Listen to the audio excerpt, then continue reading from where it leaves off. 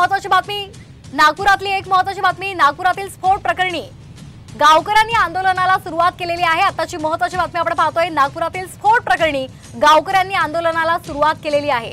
आताची महत्त्वाची बातमी आपण पाहतोय, नागपूरमध्ये स्फोट झाला होता आणि त्या स्फोट स्थळी विजय वडेट्टीवार त्याचबरोबर गडकरी यांनी सुद्धा पाहणी केलेली आहे आणि आता त्याच ठिकाणी गावकऱ्यांनी आंदोलनाला सुरुवात केलेली आहे। गावकऱ्यांनी महामार्ग रोखून धरलेला आहे। आताची महत्त्वाची अपडेट आपण पाहतोय, कामगारांचे मृतदेह गावामध्ये आणण्यात आलेले आहेत। नागपुरातील स्फोटस्थळातली ही दृश्य आपण पाहतो, गावकरी आक्रमक झालेले आहेत आणि गावकऱ्यांनी आंदोलनाला सुरुवात केलेली आहे। आलेले आहे आणि त्यांची जे भावना आहे त्या संतप्त भावना आपल्याला इथं पाहायला मिळते। काही नागरिकांशी आपण बोलण्याचा प्रयत्न करू, काय त्यांचं म्हणणं आहे त्यांच्याकडून जाणून घेण्याचा प्रयत्न करू। काय तुमचं नेमकं म्हणणं आहे? आज सातनोरी गावातले पन्नालाल बंदेवार यांची मृत्यू झालेली आहे आणि मेडिकलमधून सकाळीपासून आता बॉडी भेटलेली आहे। आम्हाला अर्ध्या रस्त्यात अडवलेलं आहे। तिथं म्हणत होते की तुमचा चेक भरपाई चेकची आम्ही दिल बा म्हणून प्रशासनाला, पण इथं आल्यावर पोलीस प्रशासन आम्हाला आत जाऊ देत नाही आहे आणि कंपनीच्या हिताकडून गेट समोर तुम्ही मृतदेह आणले, काय तुमची मागणी आहे? आम्हाला मागणी आहे की त्याच्या परिवारातला एक हिस्सा कमवणारा गेलेला आहे, तर कंपनी प्रशासनानं आम्हाला एक अशी मागणी आहे सगळ्या गावकरी लोकांची की त्यांना छोटंभूत काही कंपनीकडून आणि प्रशासनाकडून लेखित आम्हाला द्यावं, ही आमची विनंती आहे आणि आम्हाला टाळाटाळ करून पोलीस प्रशासन मदत करावं, ही आमची विनंती आहे।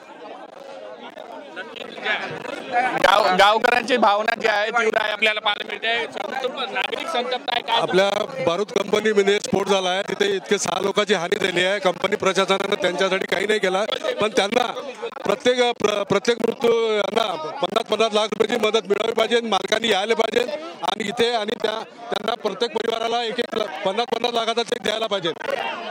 नक्कीच लोकांच्या ज्या भावना, संतप्त ज्या भावना आहे, पोलिसांसोबत कशा पद्धतीने त्यांचे जे आहे बाचाबाची जे सुरू आहे ते आपल्याला दृश्यांमध्ये दिसते आहे। लोक संतप्त आहे, लोकांच्या भावना आहे, लोक ज्या पद्धतीने आहे पोलिसांनी त्यांना समजावून सांगण्याचा जो प्रयत्न आहे तो सुद्धा आपल्याला होताना दिसत आहे।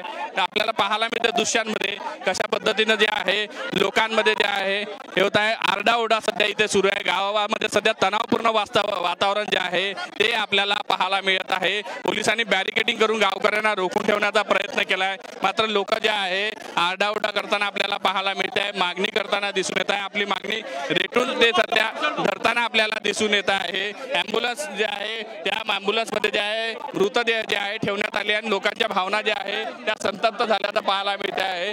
लेखी आश्वासन आणि मृतदेह जे झाले, कुटुंबियांचे मृत्यू झाला आहे त्या कुटुंबियांना रोख स्वरूपात चेक स्वरूपात जोपर्यंत निधी मिळत नाही तोपर्यंत जे आहे हे अशाच पद्धतीनं तणाव राहील अशा पद्धतीच्या भावना आहे ते लोकांकडून सांगण्यात येत आहे।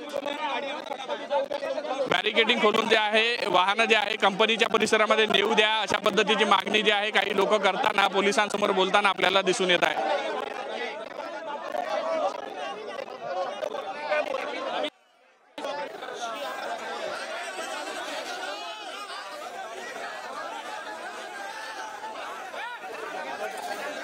गावकऱ्यांचं म्हणणं आहे आम्हाला लेखी चेक द्या, आम्हाला गाड्या ज्या आहे त्या कंपनीसमोर नेऊ द्या, एकदा आम्हाला चेक मिळाल्यानंतर जे आहे आम्ही जे आहे शांततेने बसून राहू, आमची कुठल्याही आरडाओरडा करणार नाही अशा पद्धतीची परिस्थिती जी आहे ते आहे। पोलीस त्यांना समजावून सांगण्याचा जो आहे तो प्रयत्न करताना आपल्याला दृश्यांमध्ये दिसून येत आहे। ज्यांनी ॲम्ब्युलन्स आहे त्या सगळ्या ॲम्ब्युलन्समध्ये ज्या मृतदेह आणण्यात आले 6 जणांचा मृत्यू जो होता या घटनेमध्ये काल झाल्याचा होता। पोलीस सध्या जे आहे